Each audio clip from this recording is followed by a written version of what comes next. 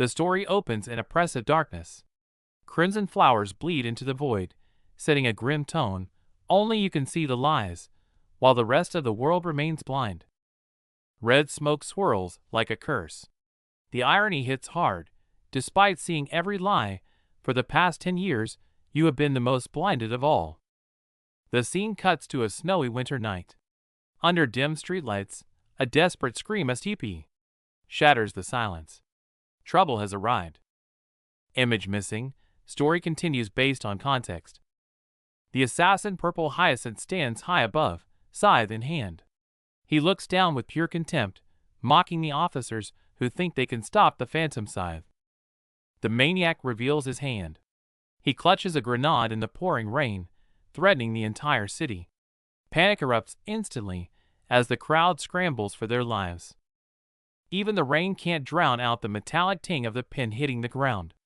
The grenade rolls onto the wet street. The countdown begins. The explosion rips through the street. Bodies are thrown by the shockwave, but amidst the chaos, the masked assassin snatches a child and sprints to safety. Image missing. Story continues based on context. Our redhead officer, Lauren, gets caught in the blast. She's thrown off balance, world spinning, surrounded by screams and deafening noise. Lauren coughs in the haze, shocked to find herself unhurt. Just smoke. It wasn't a frag grenade, it was a distraction. No time to freeze. Lauren's eyes sharpen. Gritting her teeth, she bolts through the smoke, chasing down the suspect trying to slip away. Got him. Lauren tackles the suspect with brutal force, pinning him down. Breathing hard, she screams the only question that matters. Red or blue? Time is running out. Lauren threatens him with lethal intent. Terrified, the man stammers, "Be blue." But Lauren sees it instantly, the text stains red. It's a lie. It's a gamble. Trusting her gut, Lauren radios the command, flipping the suspect's words. Cut the red wire. Dozens of lives hang in the balance. Sweat dripping, the bomb squad snips the red wire at the last second. The timer freezes. A voice crackles over the radio. Threat neutralized. The crisis breaks. The square is messy but silent. Colleagues start calling out Lauren's name, checking if she survived the chaos. While her partner freaks out, Lauren stays unnervingly calm. She starts analyzing the grenade's mechanism, using technical jargon to deflect from the close call. She cuts the conversation short, claiming paperwork and splashing away. Her partner watches her go, confused. That's not even the way to the station. Walking alone in the rain, Lauren replays the red lie in her mind.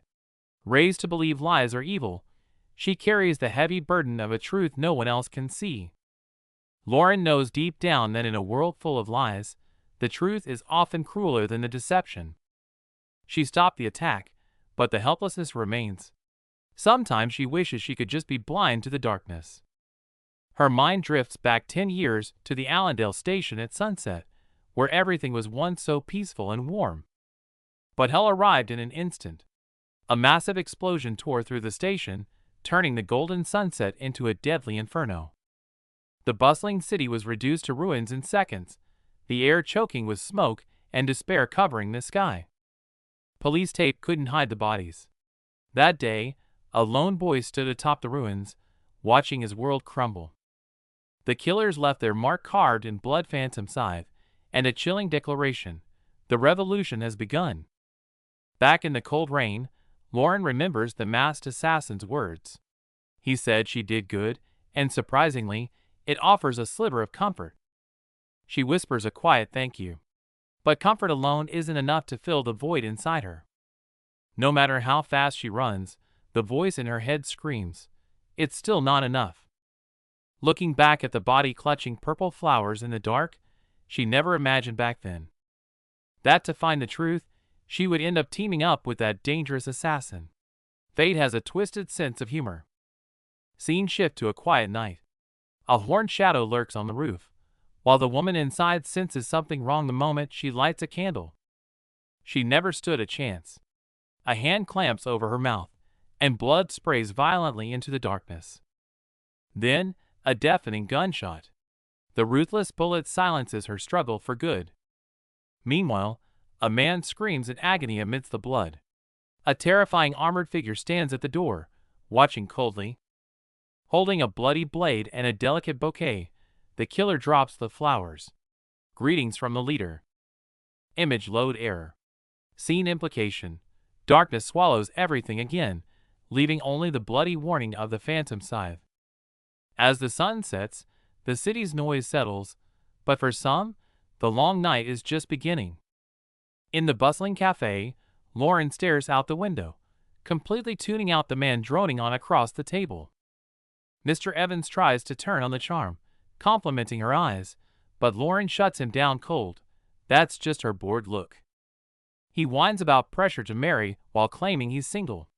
Lauren's lie detector screams the truth: this scumbag is already married. Just as Lauren loses patience, a chaotic shout erupts from the street. Someone is screaming her name with ridiculous enthusiasm. It's Kim, stuck on her own nightmare date with a bragging narcissist, silently mouthing "save me" to her friend. Kim signals, and chaos erupts instantly. A sudden commotion cuts the conversation short. This is their chance. Lauren seizes the excuse to bail, claiming she needs to help her blind friend, but Evans grabs her wrist, refusing to let her go. Dropping the act, Lauren rips her hand away and exposes his affair, telling him to go home to his wife before walking off like a boss. Meanwhile, Kim's date bursts through the cafe doors, frantically shouting her name into the street. Kim intercepts him before he causes a scene. Reunited, the two friends walk off, instantly roasting their terrible dates. With the idiots left behind, Kim leans in with a gentle smile, the chaos of the evening fading into a warm, comfortable silence. But the warmth vanishes instantly. A paperboy's cry shatters the mood. 10 years since the station tragedy, and Lauren freezes. The shadow of the past descends. Even as Kim tries to keep things light, the pain in Lauren's eyes is unmistakable. Night falls over the city.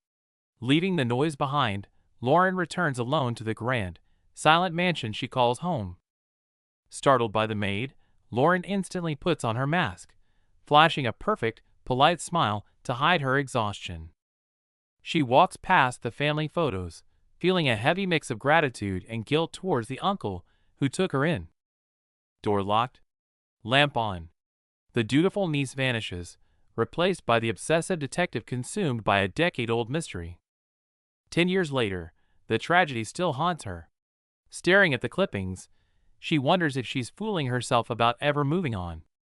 Just as the memories threaten to drown her, the sharp ring of the telephone cuts through the silence, signaling a new turn. Lauren stands in the dark, phone against her ear, the silence heavy. Suddenly, the door bursts open with a sharp clack. Gusts of wind send files and papers exploding into the room. Old newspapers litter the floor. Tragedy at Allendale, unsolved. It's a decade-old nightmare, a web of red strings and dead ends that she still can't untangle. The moon shines over a silent castle, but below, chaos erupts.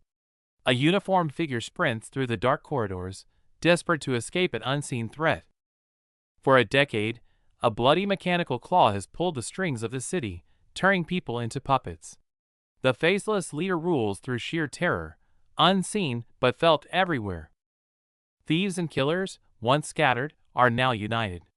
Countless eyes glow in the darkness, forming a suffocating force that watches from the shadows. They call themselves the Phantom Scythe. On this fateful night, the blade is raised again, and in the reflection, a new victim awaits their doom. The Phantom Scythe strikes again. On White River Street, Lauren pushes through the crowd, panic setting in as a frantic cry for her squad cuts through the night. Lauren arrives in her mask, bumping into William.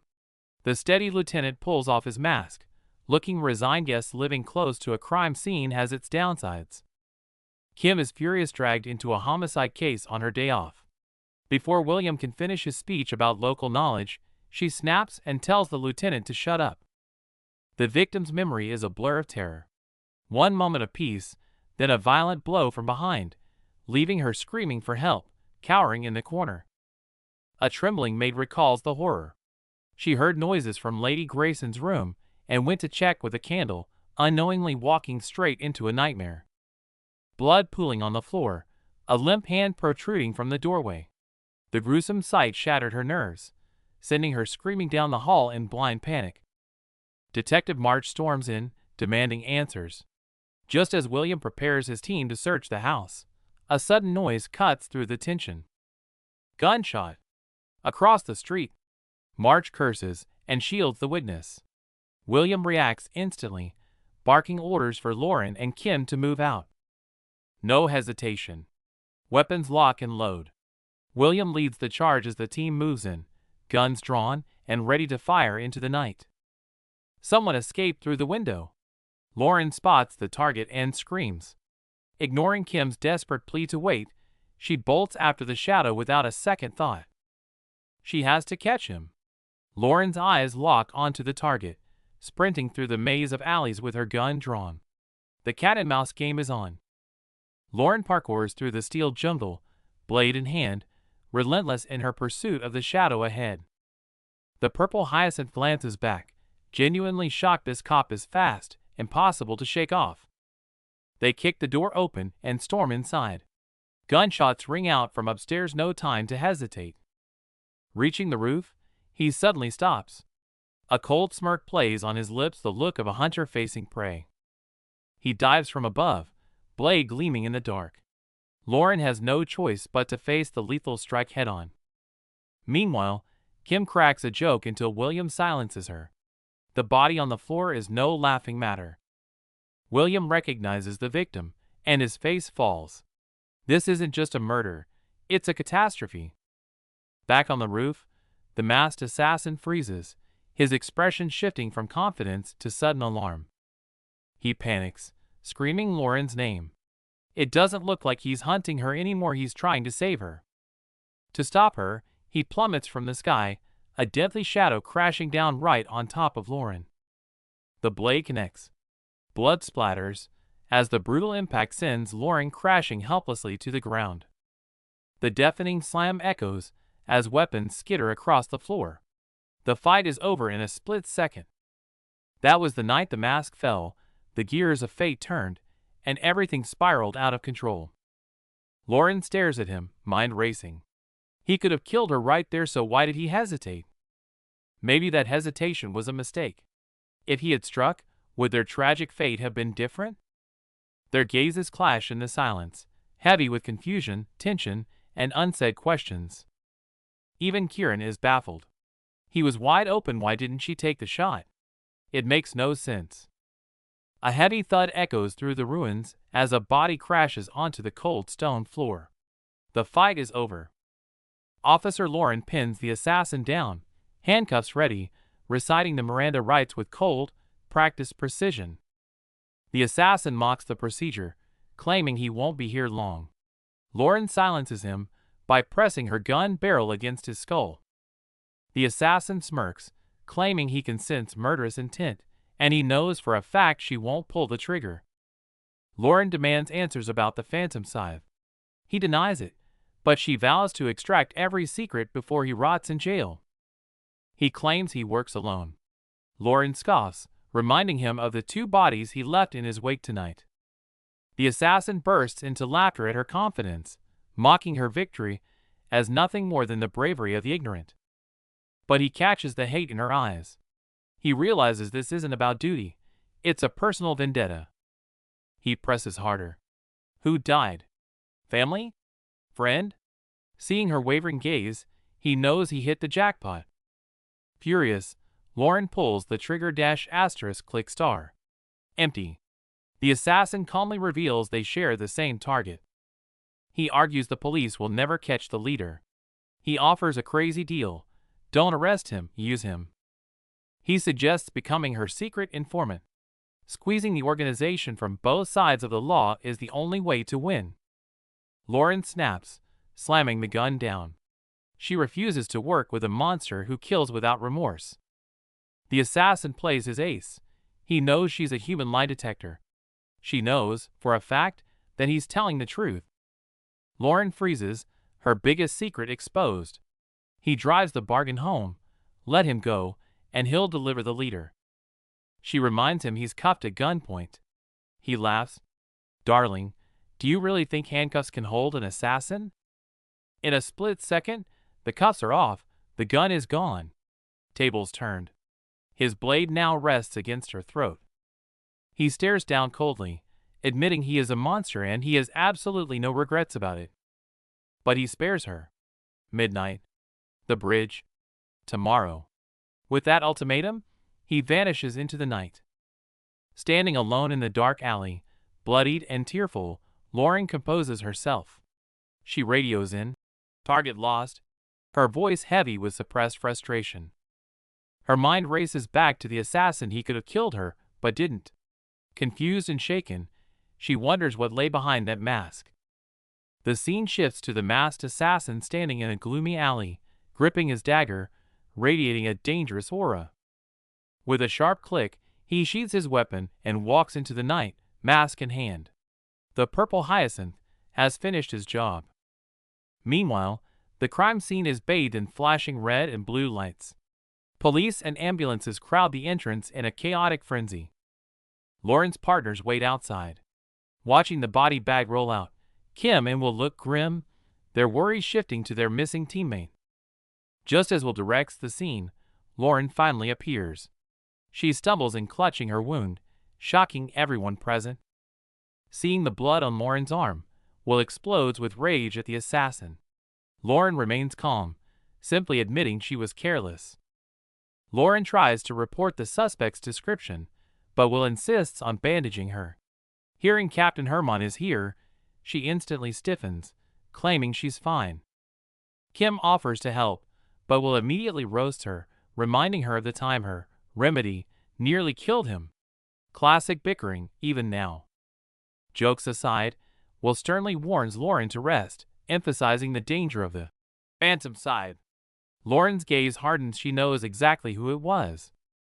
Kim marvels that she survived such a monster, and asks if she saw his face. Lauren hesitates, hiding the truth in her silence. No! Lauren lies. A pang of guilt strikes her. She's starting to deceive her closest friends for the sake of her revenge. The scene shifts to masked detectives exiting the crime scene. The blonde leader radiates authority. Looks like the brass has arrived.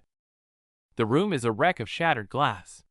Captain Herman scowls at the scene, his expression tightening when told Lauren has returned. Herman demands a report. Head bowed, Lauren admits the target escaped, explaining she engaged him, but was outmatched. Still, Lauren provides key intel: a young male suspect. Surprisingly, Herman offers a rare compliment. Relieved, Lauren turns to the chaotic crime scene. The victim is Robert de la Rocca, a wealthy merchant with royal ties. This is big. The phantom scythe is clearly targeting the monarchy's allies. The one-eyed man notes the victims oppose the monarchy. The bloodied royal armor suggests the killer is targeting the core family, but forensics found something else. Lauren scans the room, deducing the assassin entered with a blade. The victim fired a shot in self-defense, but missed, leaving only a bullet hole in the wall. The body lies in a pool of blood, throat slit. Lauren listens calmly. Though her analysis is spot on, the detective still dismisses her from the case. Under the red light, the masked man notes the murders are identical. He realizes this is the work of the worst serial killer our colleagues has ever seen. Panic sets in. The killer vanished for ages and returned like a ghost. Lauren is shocked to learn they already know the suspect's identity. The detective replies coldly, of course they know. The killer always leaves a signature, and this time was no different. The camera zooms in on a hand holding a glowing flower. The terrifying assassin from tonight is none other than the purple hyacinth. Petals fall as Kieran stands in the light, wearing his uniform, eyes cold as ice. In this moment, his identity is fully revealed. The scene shifts. He leans against a wall, covered in blood, tightly gripping the purple flower and a bloody knife, looking exhausted and alone. Under the night sky, he closes his eyes with a gentle smile. The heavy burden of the slaughter seems to dissolve into dust. In the slums, a "Wanted, dead or alive" poster hangs on a dark wall. A new crisis is brewing in the shadows. In a dim bar, thugs brag around a table. The old man boasts that robbing nobles is as easy as stealing candy from a baby. Heavy footsteps approach. The old man continues to cackle, mocking his victims as squealing pigs, unaware that trouble is walking in. A man in a black coat walks in with a long blade, and the room erupts in panic. Gamblers pale, recognizing the terrifying Purple Hyacinth. Whispers fill the room. He's a demon from hell with the highest kill count. Someone guesses he's here to report yet another hit. A drunk fool pushes his luck, slamming a bottle down. He mocks him as the leader's lapdog, claiming he's all bark and no bite. The drunk keeps shouting, but a blade flashes instantly. Kieran draws his weapon with a cold stare, moving faster than the eye can see.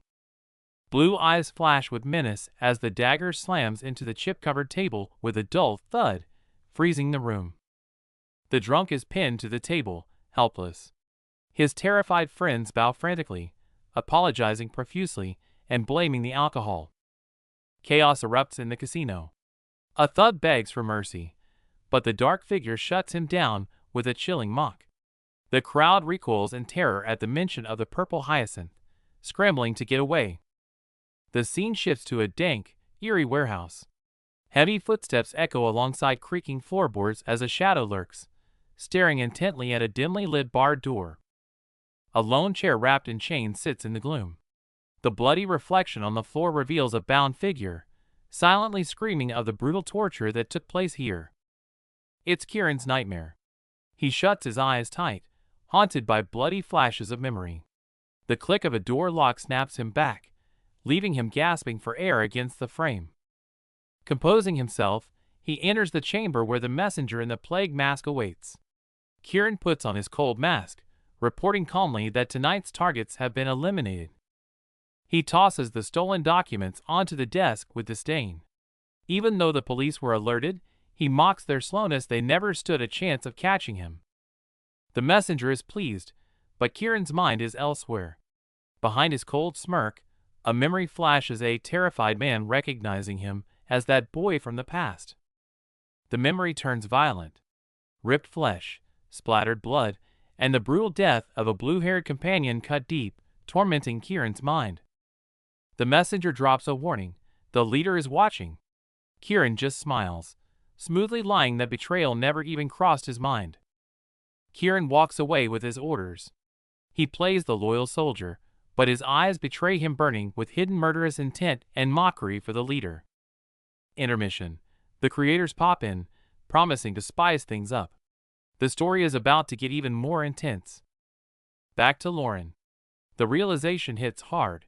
Her ally Kieran is the legendary Purple Hyacinth. Her colleague notes that no one has caught him in 7 years. Remembering his dark gaze and dangerous aura, Lauren realizes she should have known. He was always a demon walking on the edge of death. Rumors call him the Phantom Side's deadliest weapon.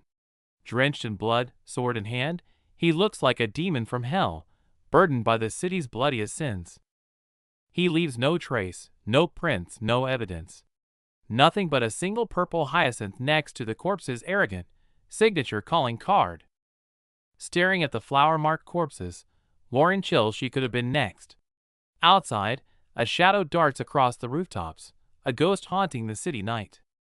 As the night deepens, the air is thick with the frustration of a failed mission, nerves stretched tight. Lauren is furious with herself for letting him slip away. Masked William tries to comfort her, grimly noting they were lucky to survive an encounter with a purple hyacinth. Kim holds the bloody envelope, the royal crest stained red. This isn't just murder, it's a power play. The assassin is openly taunting the royal family. Could it be an apology? Kim scoffs at the idea. The killer's hands are too stained with blood for regret. This is a threat, pure and simple. Meanwhile, in the shadows, the puppet masters conspire. They sneer at the failed double agents who tried to infiltrate their ranks, revealing that the rats have already been purged. Back with our trio, the tension breaks as the mission wraps up. Kim hits the deck, and Will helps her up with a smirk. Was the killer after Lauren, or you? He teases. Kim shoots him a look that could kill. Will calls out from the stairs, snapping Lauren out of her trance. She shakes off her heavy thoughts and hurries to catch up. Finally out on the street, Kim yawns, ready for bed. But one look at her pocket watch and her eyes pop out, panic mode activated. Seeing the time, Kim is desperate to crash. Lauren, ever the protector, turns to Will with a glare, walk her home safe, or you're dead meat. Kim strikes a pose, drops a chow, peasants, and tries to dart off. Lauren waves goodbye, signaling Will to chase after the chaotic redhead. Will grabs her shoulder, his eyes serious. After chasing a serial killer? No way you're walking alone. Kim scoffs, I can handle myself. Will plays the old friend card until she caves. Fine, mother, Kim groans, but they fall into step together, reminiscing about the academy days. The banter softens into nostalgia. From playing cops and robbers in the garden to the real deal now, life was so much simpler back then. Gazing at the stars, Kim asks quietly, how's your mother? The smile instantly vanishes from Will's face, replaced by a heavy shadow. The usual, Will murmurs. Kim looks at him softly, offering words of hope. A comfortable but sad silence wraps around the two old friends. Cut to Will venting to Lauren. She drives me insane. Never listens. He calls Kim the worst, but Lauren just laughs, knowing he'd die for her. Perched high above, Lauren and Kieran watch the pair. Kieran listens to the commentary and watches Kim leave, dryly remarking, charming. Kieran glances at the old architecture. Glad some things didn't change, he muses. Lauren lowers her head, whispering back, and some things never will. At her door, Lauren jokingly thanks the gentleman for the escort. As Kieran disappears into the night, a faint smile touches her lips. The moment the door clicks shut, the warmth dies. Lauren steps into the dark, her eyes turning cold. This isn't about duty anymore. It's personal. Clutching the old newspaper about the tragedy, Kieran's words echo in her mind. We share the same goal. She's ready to dance with the devil to get it. Her investigation board is a web of red strings and 10 years of nightmares. She stares at the train station photo, the place where she lost everything. 10 years of dead ends. Staring out into the city night, she makes her choice. If the law can't bring justice, the assassin's blade will. Lauren stares at the cold files, looking like she's about to shatter. The bloody memories haunt her, and even though voices tell her to let go, the trauma holds tight.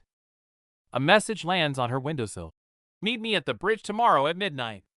Instead of fear, Lauren takes a deep breath and lets out a sharp, determined laugh.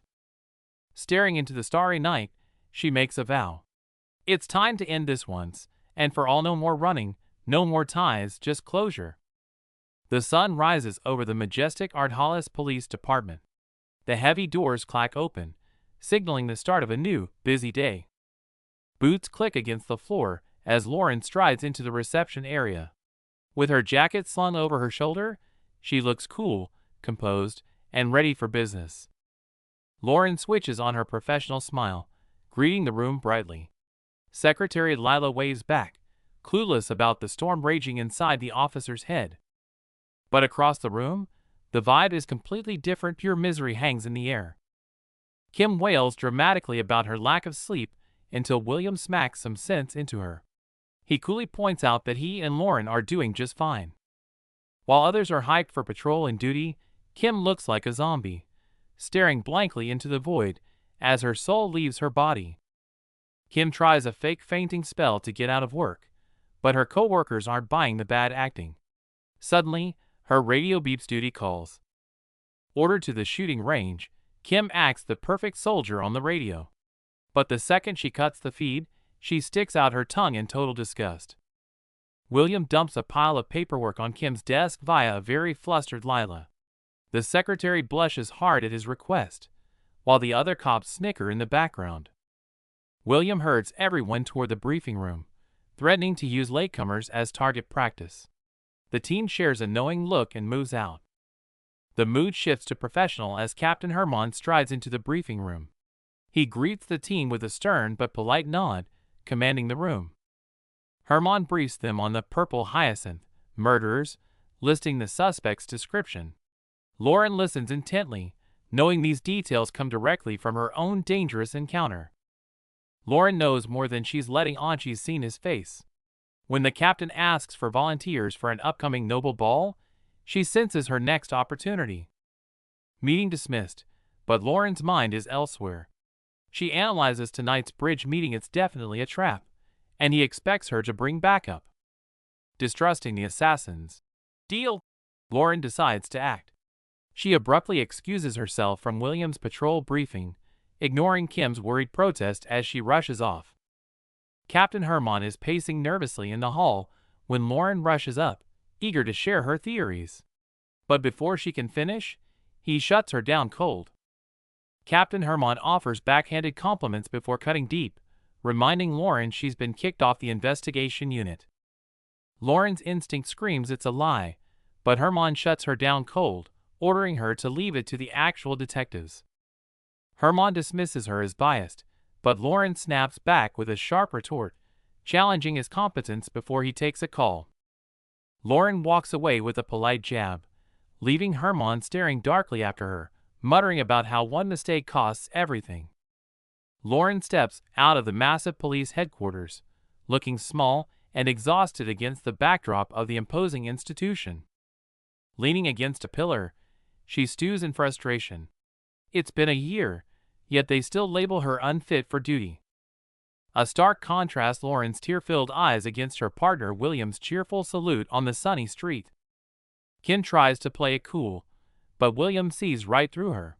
He guesses Herman was a jerk again. No superpowers needed to spot that lie. Kim admits she got chewed out.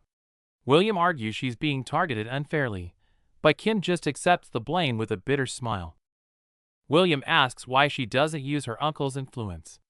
Kim refuses flat out. She'd rather rot on the streets than rely on nepotism. The mood lightens as Lauren jokes about the shooting exam. Kim waves her off with a confident grin. Cut to the range, where the eccentric instructor gears up and lets out a manic scream, looking absolutely unhinged. Bam! Bam! Bam! 3 shots ring out, drilling perfectly into the target's head and chest with lethal precision. The caped instructor spins around with a terrifying grin, threatening the trembling recruits to match his aim or face the consequences. While the instructor screams threats, a somber narration begins. Here, personal feelings are stripped away, leaving only duty. Fingers trace a white mask. The narration chills the air. Under the system, masks consume identities, erasing the individual. Whispers of the purple hyacinth spread through the city, while Lauren reflects on the mistake she made as part of the collective force. Letting personal resentment take the wheel cost her everything: her detective rank, her self-respect, and her credibility. Lost in confusion, a memory surfaces: a blonde guy flirting about her pensive eyes, annoying Lauren enough to make her want to punch him. The masked assassin teases her, mocking her disastrous dating history as iconic. Lauren stays ice cold, ignoring him. When she remains silent, he leans in, joking that her intense focus looks like she's plotting something dark. Will jokes that she might be plotting his murder. Lauren tries to explain she's just tired from a lack of coffee, but she cuts herself off mid-sentence, freezing in place as the playful atmosphere vanishes instantly. Will brings up the purple hyacinth's return. Before Lauren can respond, a man climbs a statue nearby, screaming about the 10-year-old Allendale tragedy and police incompetence. Lauren closes her eyes, her expression heavy with suppressed emotion. The crowd's anger boils over, screaming that the police's protection is a joke if they can't catch one killer. Lauren doesn't argue. Her gaze sharpens as she internally agrees with the mob: they deserve better. While the crowd rages, a dark-haired man watches with a sneer. He breaks the fourth wall, arrogantly mocking the peasants and casually dropping a plug for the soundtrack, completely unfazed by the chaos. As the chapter ends, a mysterious figure looms in smoke and fire. Below, the creators high-five, promising to make the upcoming story even spicier and more intense. Episode 10 begins. Picking up the tension, a reporter screams into his microphone, broadcasting the terrifying news to the city. The legendary assassin, the Purple Hyacinth, has officially returned. The streets descend into chaos. Citizens scream in each other's faces, cursing the useless police. Panic spreads like wildfire as they realize two elites died in one night, terrified their own families might be next. A man points a trembling finger at the patrolling officers, screaming that the Phantom Scythe has ruled for a decade, while the police just parade around like peacocks. The officers' cold indifference only fuels the crowd's rage.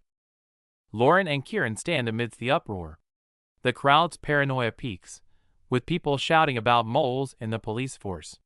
The suffocating fear of trusting no one, not even neighbors, hangs heavy in the air. Suddenly, violence erupts. A man tackles a suspect, beating him and screaming about corruption. Lauren frantically shouts, "Where is he?" as the pinned man fights back, turning the protest into a brawl. Lauren grits her teeth in fury, refusing to let the target slip away. Meanwhile, a blond man is grabbed roughly in the street. The ground seems to rumble as the chaos escalates into a full-blown pursuit. Lauren barks a command, leading her team into the fray. In the confusion, the blond man is knocked to the ground with a thud. Before he can recover, the squad moves in with aggressive precision.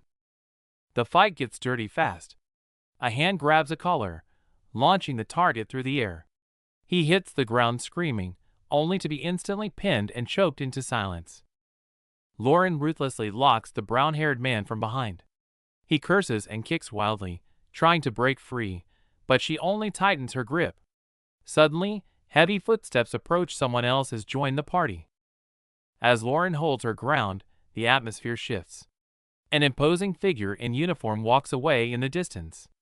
The man in Lauren's grip sees him and freezes, his face twisting into an expression of pure, absolute terror. The imposing figure turns around an officer with an eye patch. He raises a hand, commanding the chaotic crowd. With a booming voice, he acknowledges their anger, instantly silencing the noise with his authoritative presence. The title card drops. Chief Tristan Sinclair. Lauren stares in shock, gasping, "Uncle?" High above the crowd, the chief delivers a passionate speech, declaring that he shares their frustration because every officer there also has a family to protect. Chief Tristan commands the stage, his speech firing up the crowd.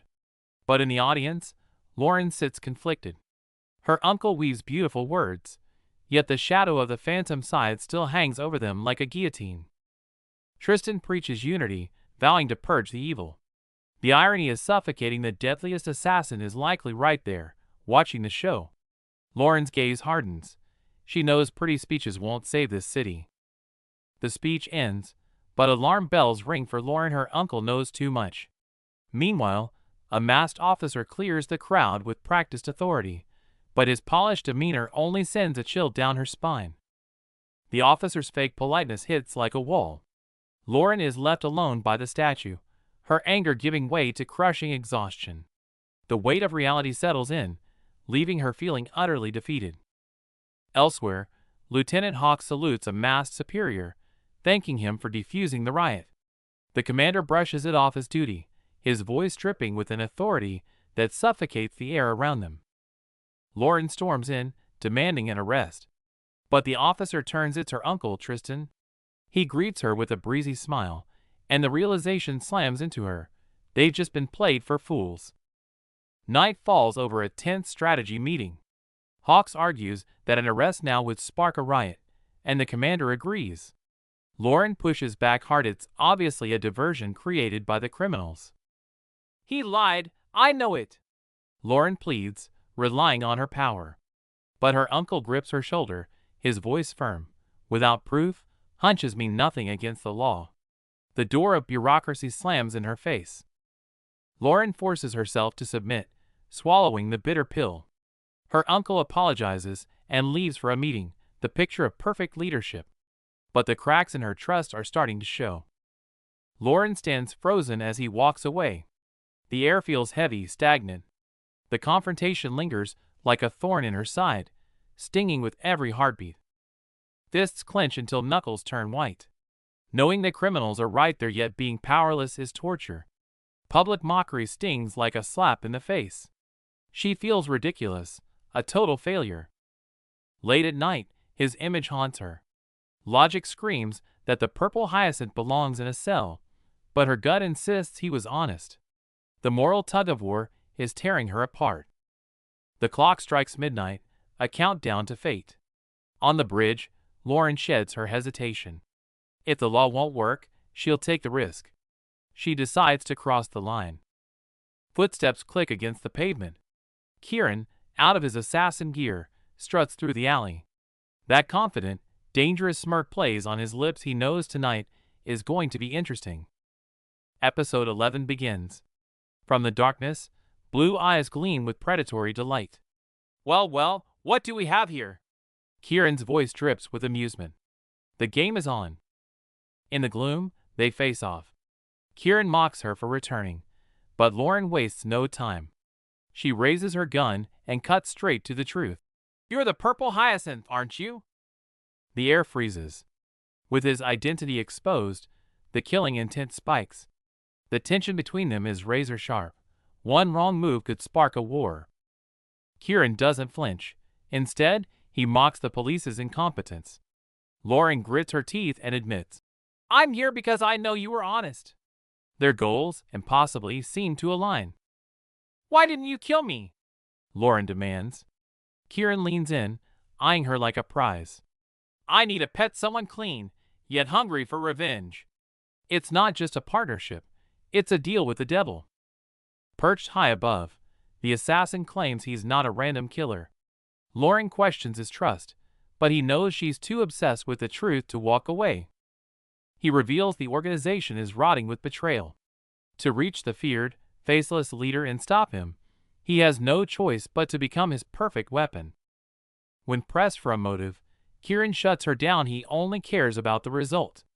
Lauren doesn't back away, instead demanding to know the terms of this dangerous alliance. The assassin lays down the law, absolute transparency on intel, or they wind up dead. But personal lives? Those remain strictly off limits. He jokingly adds a third rule. No accidental, friendly fire. Unimpressed by his humor, Lauren stands her ground. She has demands of her own. Lauren draws a hard line. Strictly business, no dirty work, and her loved one stays safe. Kieran just smirks, mocking her moral rigidity. She snaps, jamming her gun in his face with a lethal threat. Unfazed, Kieran pushes the barrel down, teasing her for being so predictable with the headshots. He brushes off the threat, but Lauren is still racked with doubt, demanding assurance against betrayal. Kieran sighs, exhausted by the endless interrogation. Getting serious, he spells it out. Their fates are now linked, a game of blind faith. He opens his arms, waiting for her final decision. After a moment of struggle, she agrees. Kieran instantly switches to a welcoming grin, introducing himself properly as Kieran White. The moment she says her name, Kieran snaps. His blade flashes in a lethal strike, shattering the fragile piece instantly. Lauren dodges, disgusted by his blood-stained blade. Kieran just stands there, casually urging her to make her next move. He defends his blade maintenance with absurd logic. Lauren sighs, sheathes her weapon, and decides to seal this pact the hard way. Without a word, she slices her own palm and offers her bleeding hand. No more words, this is a blood oath. As their bloodied hands clasp together, the dangerous game between cop and assassin officially begins. Deal sealed, Kieran immediately takes off running into the night. Lauren follows, bewildered, demanding to know where he's dragging her. Damp tunnel, cold air. Kieran opens the iron door with mock politeness. Lauren walks in, suspicion written all over her face. Inside, it's a chaotic mix of bedroom and backstage. Kieran shouts home sweet home, but the vibe is strictly eerie and unsettling. Lauren is stunned she's actually in the assassin's lair. Kieran smirks, teasing her about his interior design to break the heavy tension. Silence falls. Lauren's eyes go cold. In a split second, she draws her blade. The joking is over. Lauren strikes hard. Kieran calmly grabs a weapon, complaining that talking is boring. He prefers a sharp, violent spar. Blades clash. Lauren boasts about beating him before. Kieran scoffs, claiming he held back, grilling her for intel mid-fight. Lauren dodges a lethal swing, reciting intel. An anonymous leader and 13 apostles orchestrated the massacre years ago. Blood-written slogans flash in her mind. Kieran blocks her strike, cynical. Desperation and hunger make people believe any lie. Kieran explains the cult's appeal to the poor. Lauren, losing ground, breathlessly lists the apostles who died from infighting and suicide. Kieran dominates the fight.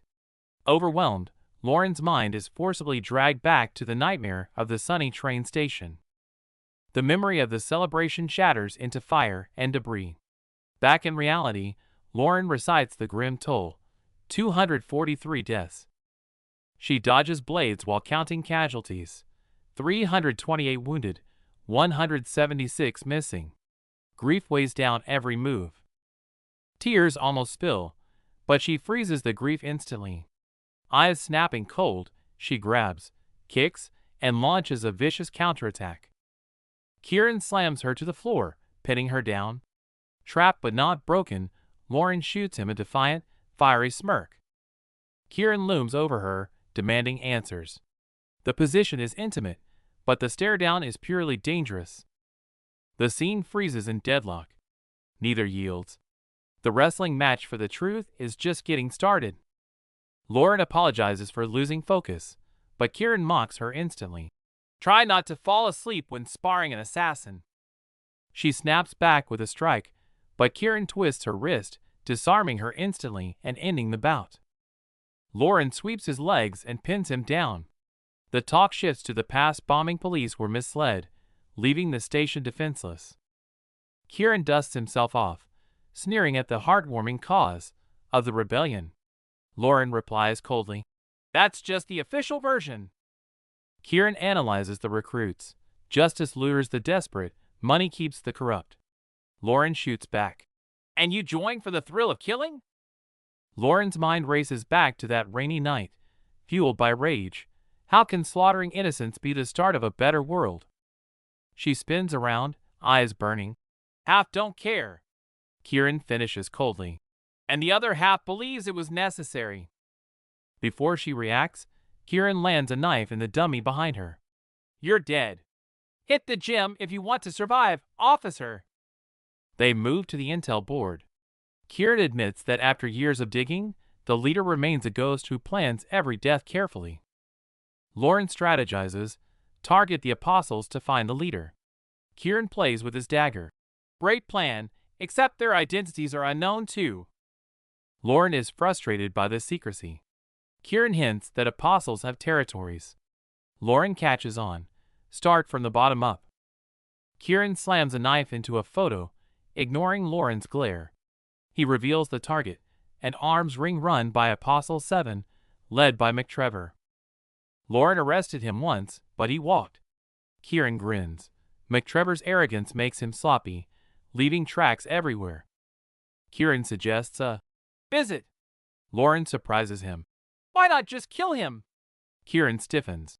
"I only kill on orders, or if it's the only way." Kieran decides on a different approach. Lauren's lips curl into a mischievous smile. "Let's make it spicy." Lauren is buried in work, eyes intense with stress.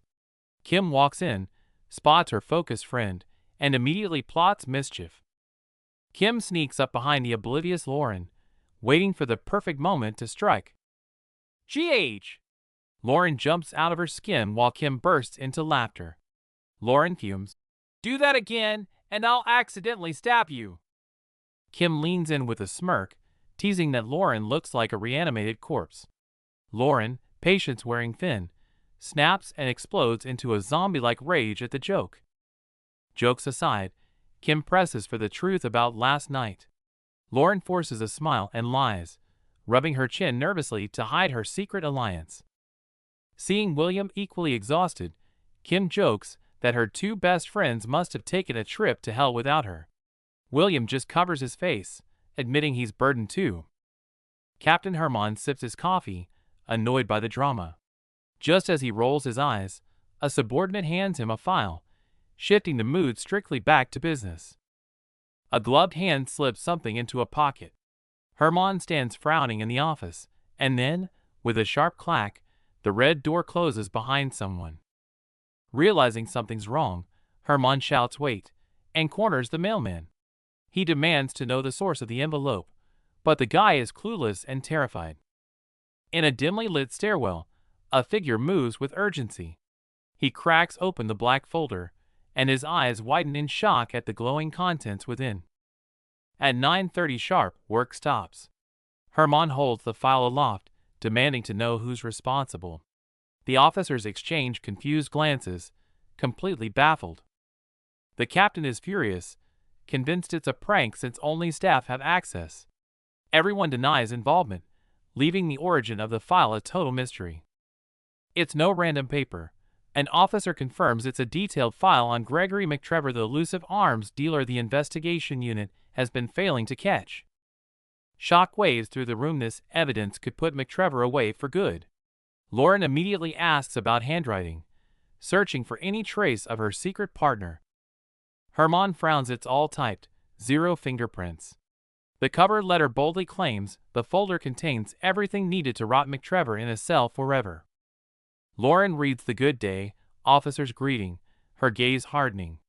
She recognizes the clean, efficient style. It has her partner's fingerprints all over it, metaphorically speaking. Rewind to the source. The shadow vigilante loon slips into the archives like a ghost, snatching the fatal red folder from right under their noses. The file is more than evidence, it's a blueprint. Crimes, names, payments, and the final destination, 23 Palmore Street, right where the target sleeps. The instructions are strict. November 15th, 11:11 p.m. sharp.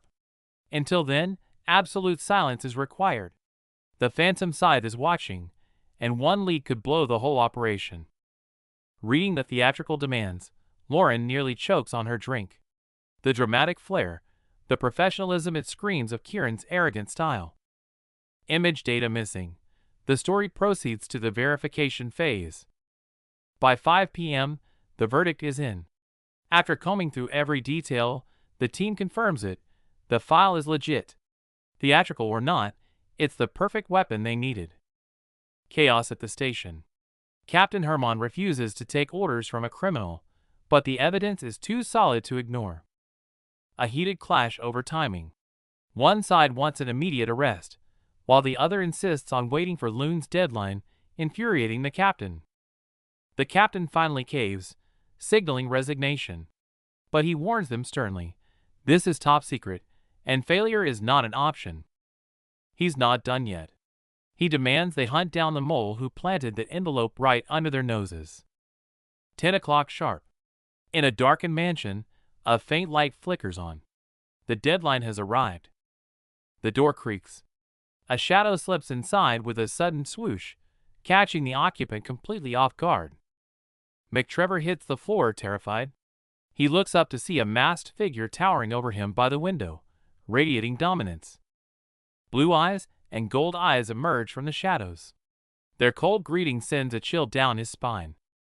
Outside, the storm rages. Inside, silence falls. Those glowing eyes signal the start of Loon's judgment. McTrevor fights back even while tied up, lashing out with a desperate kick. He's clearly used to getting his way. Kieran doesn't flinch, mocking him with a cold sneer. Not very polite to kick a lady. He holds a grudge. McTrevor screams in panic while the masked duo plays bad cop, worse cop. Kieran feigns restraint while Lauren acts unhinged. Lauren ignores the warning and cuts straight to the chase, grilling him about his ties to the Phantom Scythe. They list his crimes like a grocery list, but the old fox denies everything, bragging that his money puts him above the law. Kieran leans in, unimpressed. Save the threats. Tell us where the illegal weapons are right now. Since he won't talk, Kieran draws a blade. Let's play a game. Every lie gets you a stab wound. Blade at his throat, McTrevor insists torture won't work. Lauren watches nervously, wondering if they're pushing too hard. He claims he has no weakness. Kieran points the knife right at his eye. Really? Then you won't mind losing these, will you? In the interrogation room, the masked Kieran torments the merchant, insulting him while his knife accidentally slips into the man's flesh. Before the merchant can recover, Kieran slams a heavy file into his face, silencing his screams with a brutal thud. The merchant cracks, screaming for him to stop, but insists he's just a legitimate accountant working alone. Ignoring the excuses, Kieran sifts through the burnt letters and pauses at a photo of a young man, his eyes narrowing. The merchant claims the guns are just for fundraising, but Kieran's cold right cuts through the lie instantly. Sighing, Kieran organizes the files and turns to his partner in the shadows. Recess is over, children. You're up. The merchant whines, but Kieran slams the table, leaning in close. You've never survived an interrogation with me. A gloved hand rises from the darkness. Kieran's voice turns icy. The real torture is about to begin. Enter Lauren. Clad in black, she uses her lie-detecting ability to strike immediately. You're lying. You do more than just transactions. She dissects his story. Apostle 7 leaves no paper trail. He used an intermediary, and that's their weak point. I can read your mind. Lauren uses her gift to corner him, watching him panic as she exposes his lies about his children. She slams the photo of the illegitimate son on the table. The merchant's defenses shatter, leaving him shouting in desperation. Using the child as leverage works. Defeated, the merchant begins to spill the truth about his role in the Phantom Scythe. Names drop: Anslow, Flemings. But Lauren presses harder. Where exactly are those weapons going? At the mention of rebellion, he screams, finally revealing the cult's fanatical goal: to overthrow the royals. As he rants about the revolution with fanatic eyes, Lauren smiles coldly. See? Honesty is easy, even if the truth is chilling. The moment it's over, they start bickering. Kieran calls her subordinate, and Lauren snaps, I hired you. Kieran mocks her dead-end investigation. She mocks his ego. The tied-up prisoner watches, utterly confused by their childish arguing. The prisoner asks if he can leave. No. They scream in unison, instantly turning back to demand his transaction records.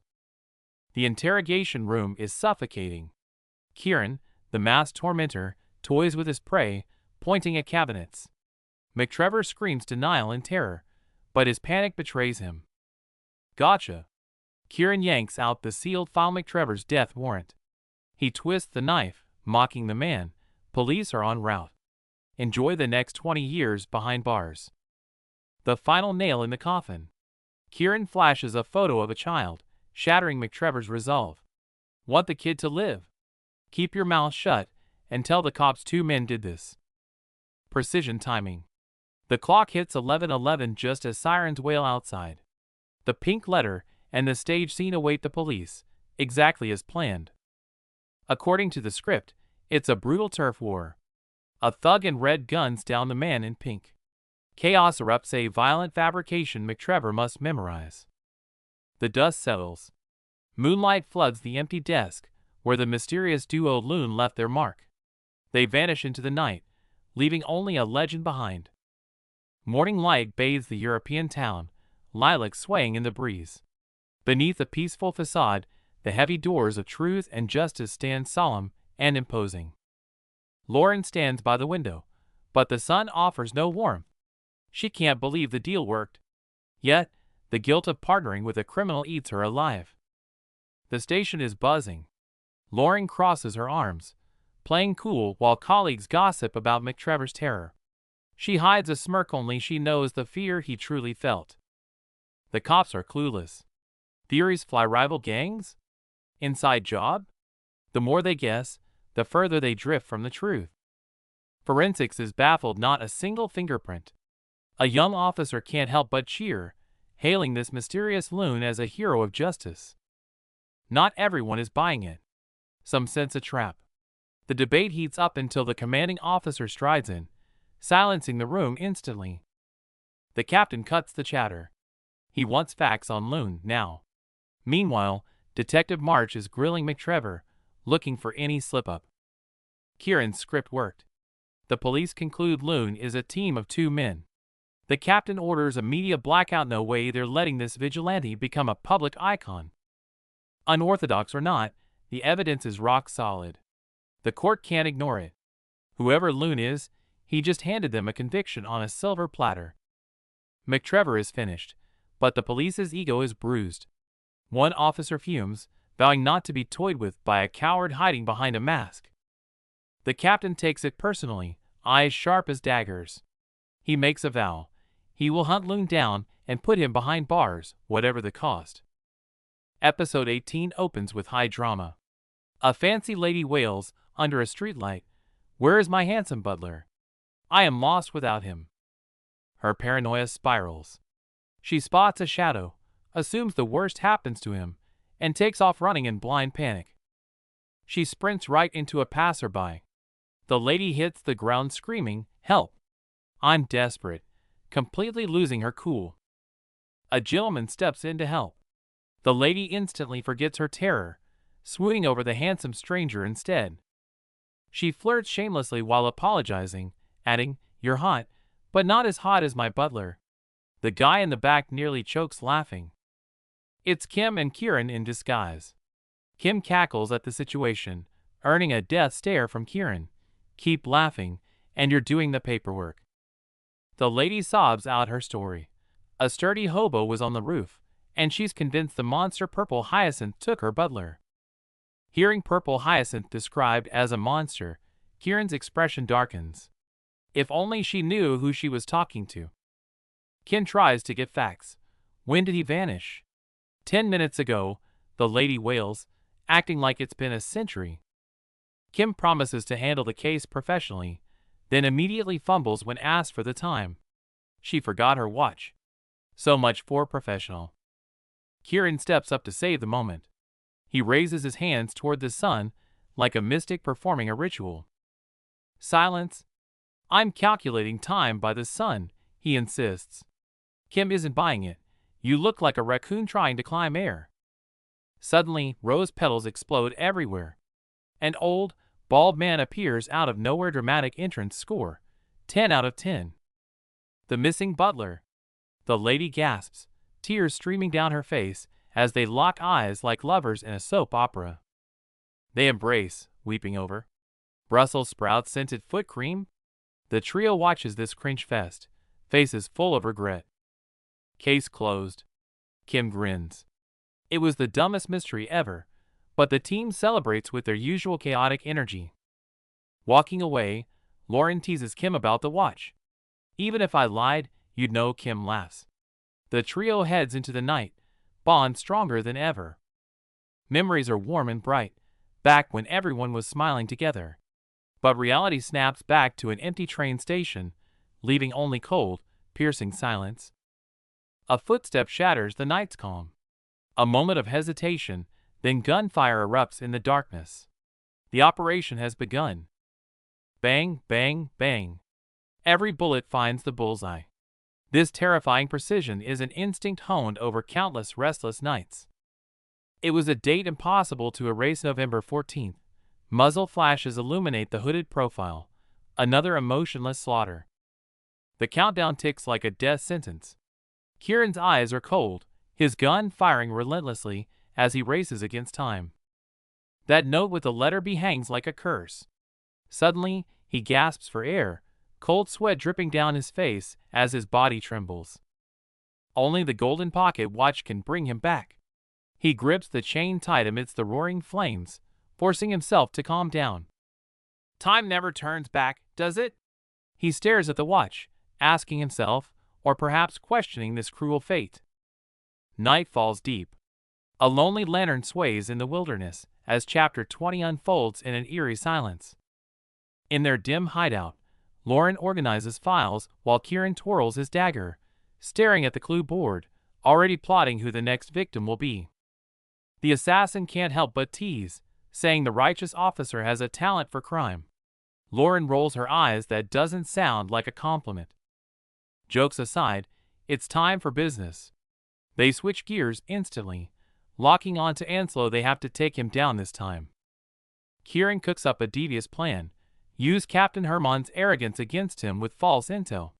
A diversion to let them grab the target themselves. Lauren is floored at the mention of kidnapping. Kieran remains nonchalant, claiming it's just to give her special powers a chance to shine. Roles are set. Kieran interrogates, Lauren detects lies. But the assassin's curiosity piques. He keeps prying into where she learned this ability. Lauren deflects, claiming it's innate. Kieran won't let it go, leaning in and demanding an explanation, looking at her like she's a rare specimen. Annoyed by the questions, Lauren snaps back, complaining the hideout is damp and stinks. Kieran looks genuinely offended. Talk about a mood killer. Scene change, night falls. A silhouette stands by the window, silently waiting for the moment the prey appears. The scruffy assassin transforms, stepping out in a sharp suit and top hat, looking every bit the gentleman. He smiles and extends a hand. "Officer, ready for our date?" Outside, the tension mounts. Lauren found nothing and so isn't as sloppy as their last target. Kieran cuts to the chase. They need to move, now. The real police are closing in. A man in a light suit blocks their path, mocking Lauren for scaring the wealthy guests. Kieran instantly fires back with a grin. Tonight is for egoistic merchants, not hunting alleyway assassins. Lauren plays along, her tone shifting effortlessly. She gracefully removes her hood, revealing a stunning evening gown. The transformation from cop to socialite leaves the man completely stunned. Kieran teases her about the practicality of her outfit, but Lauren just smiles. She flashes the daggers concealed beneath her coat. She brought her friends along, ready for anything. Weapons ready, it's showtime. Kieran grips his cane sword, eyes gleaming with excitement. He steps forward like he's asking for a dance, dropping a strange question. "With the devil in the pale moonlight?" Kieran offers his hand with a smirk. They sync up perfectly, walking into the darkness. Lauren just hopes this devil knows how to lead.